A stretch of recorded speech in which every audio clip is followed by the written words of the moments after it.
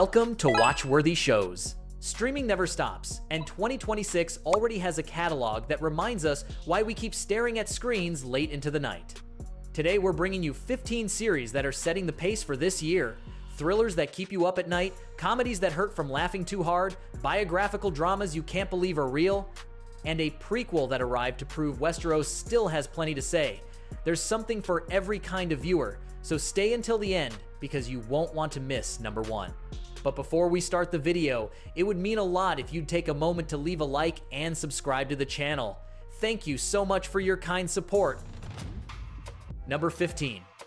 Small Profits. Michael Sleep has lived alone for years in a quiet routine that hasn't changed since his girlfriend Clea vanished without a trace 7 years ago. One day, his father hands him a baffling alchemical recipe, a mixture of rainwater and horse manure that, according to tradition, can create homunculi small prophetic spirits capable of seeing the future.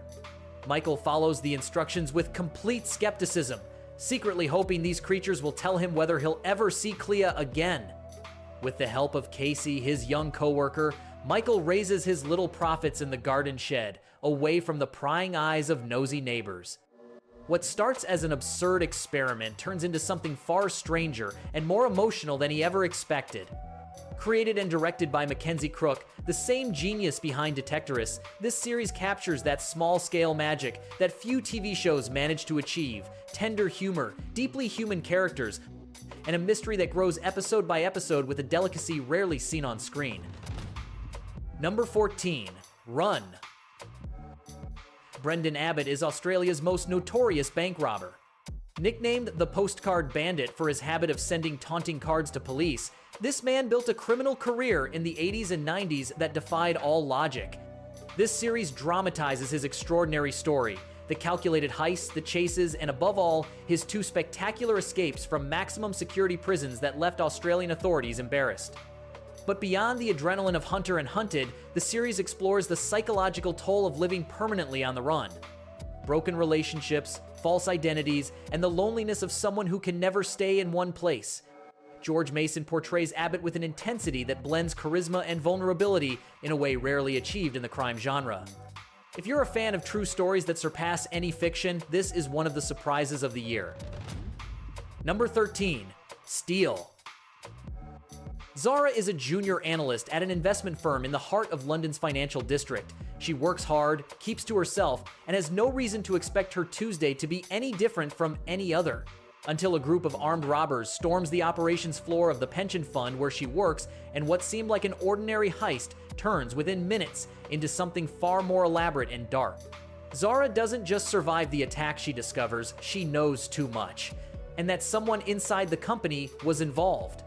Sophie Turner delivers one of the most surprising performances of her post-Game of Thrones career, shedding any trace of Stark to build a character with layers nervous at first, lethal by the end. Alongside Archie Madekwe, their on-screen chemistry elevates every scene. A compact miniseries, brutal in pace, with a third act you won't see coming.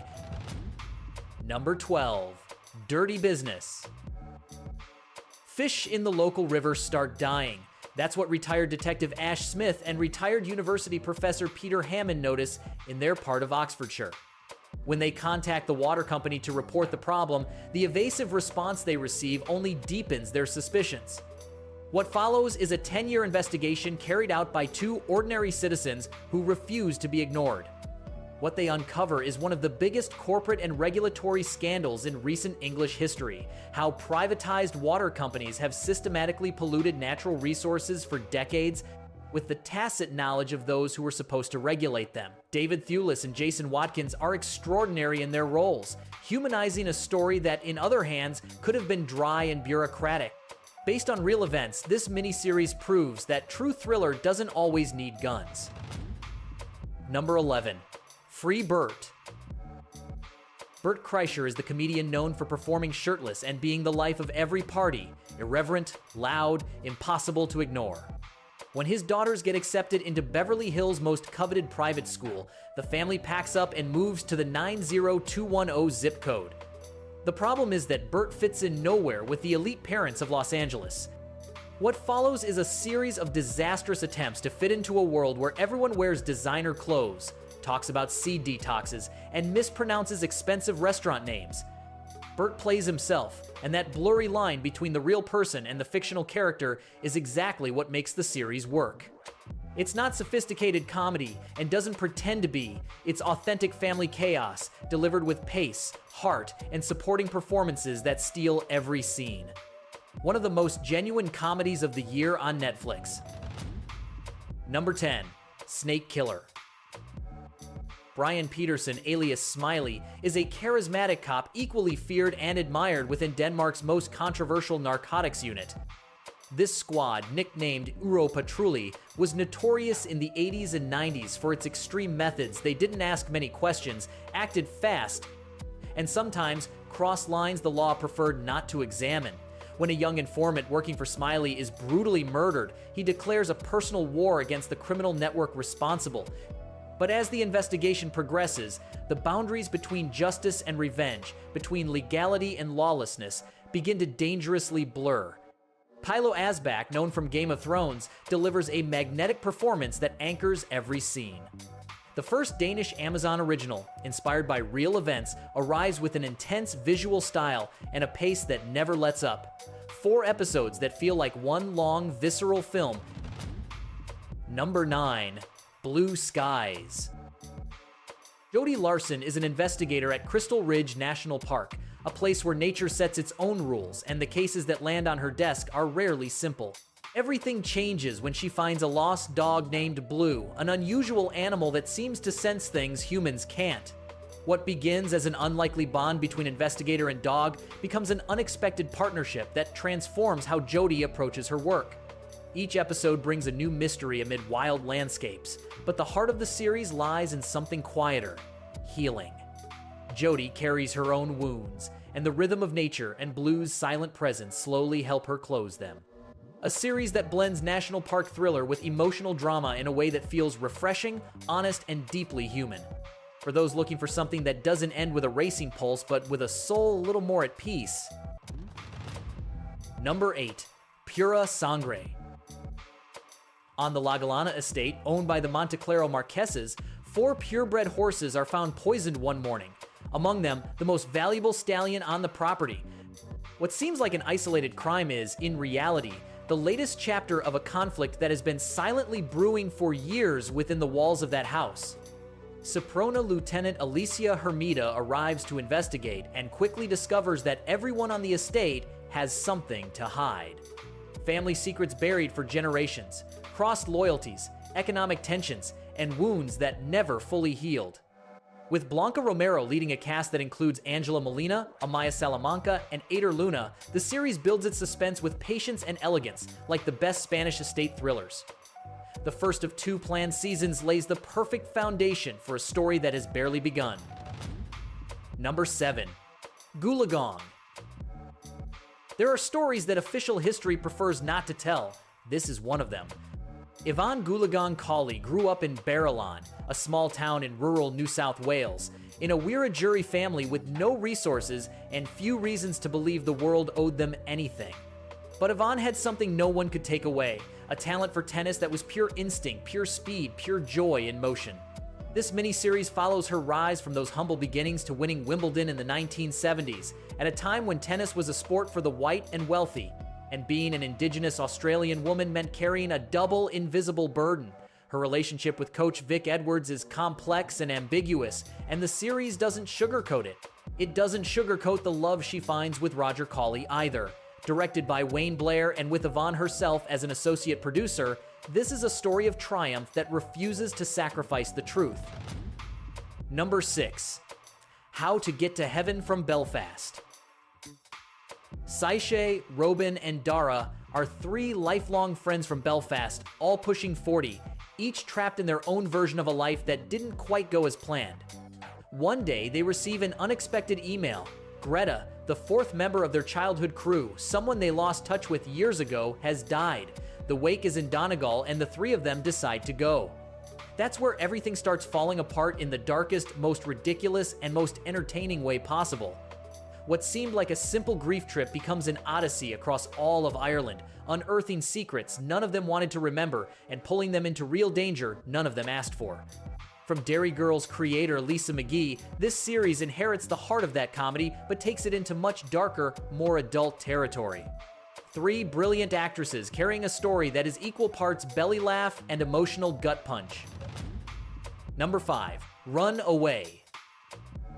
Simon Green has an outwardly perfect family, but a wound no facade can cover. His daughter Paige has disappeared into the grip of addiction, and he's been searching for her for months without success. One day he finds her playing music in a London park in terrible shape with a man beside her who is clearly bad news. Simon tries to approach, she runs. Days later, that man turns up dead. And Simon is the prime suspect. Harlan Coben, the master of the family thriller, returns to Netflix with an adaptation that doesn't disappoint. The narrative moves in layers, revealing that behind the search for Paige lies a far more dangerous underworld and family secrets Simon never imagined he'd uncover. James Nesbitt carries the series with a restrained intensity that explodes at precisely the right moments. 8 episodes that you'll consume in one sitting, with an ending that redefines everything you thought you knew about this family. Number 4. Young Sherlock. Before he became the greatest mind in the history of crime, Sherlock Holmes was 19 years old, had a terrible attitude, and had absolutely no interest in following rules. Guy Ritchie, the director of the Sherlock Holmes films with Robert Downey Jr., returns to the detective's universe to tell his origin story and does it with all the visual style that defines his work. Fast, stylish, and full of energy. A young Sherlock is sent to Oxford to be kept out of trouble. Of course, trouble finds him first. A body turns up on campus, and he's the prime suspect. Hero finds Tiffin embodies a Holmes who hasn't yet mastered his own genius, who makes mistakes and learns in real time. But the biggest surprise is James Moriarty, played by Donal Finn not as an enemy but as an unexpected ally. 8 episodes set in the Victorian England of the 1870s that redefine what it means to meet Sherlock Holmes for the first time. Number 3. Wonder Man. Simon Williams has been trying to break into Hollywood for years without success. An actor with no notable credits, a familiar face in casting call lines, a man with more dreams than results. When he learns that legendary director Von Kovac is producing a film called Wonder Man, Simon throws himself into landing the lead role. Beside him, or rather against him, stands Trevor Slattery, the actor who once had everything and now wants that role too. What neither of them knows is that Simon is hiding a secret that changes everything. He has superpowers that activate when he's under stress. Yahya Abdul-Mateen II and Ben Kingsley build a dynamic that works across every tone the series attempts. Screwball comedy, MCU action, and something more intimate and human underneath it all. A completely different look at the Marvel Universe, with more heart and more creative risk than many of its recent entries. Number 2. His and Hers. Anna used to be a news anchor. Brilliant, visible, admired. Now she lives in seclusion in a small Georgia town, far from cameras and everything she used to be. When she learns of a murder in that same town, something pulls her back. The problem: the detective investigating the case is Jack Harper, her estranged husband, and Jack believes Anna knows more than she's saying. The series is built on a seemingly simple premise, but executes it with a precision that hurts. 2 versions of the same story, Anna's and Jack's, both coherent, both incomplete, and the viewer stuck in the middle, not knowing who to trust. Tessa Thompson and John Bernthal deliver performances that go beyond the thriller genre. There is real damage, real history, and love that never fully died between them. An adaptation of Alice Feeney's novel, this miniseries is one of the year's finest examples of how narrative structure itself can become the biggest twist in the story. Number 1. A Knight of the Seven Kingdoms. 90 years before dragons flew over Westeros again, a young knight without a family name or an inheritance set out on a journey history was never meant to remember. Ser Duncan the Tall, called Dunk, grew up on the streets of King's Landing and became a knight for the wrong reasons at the wrong time.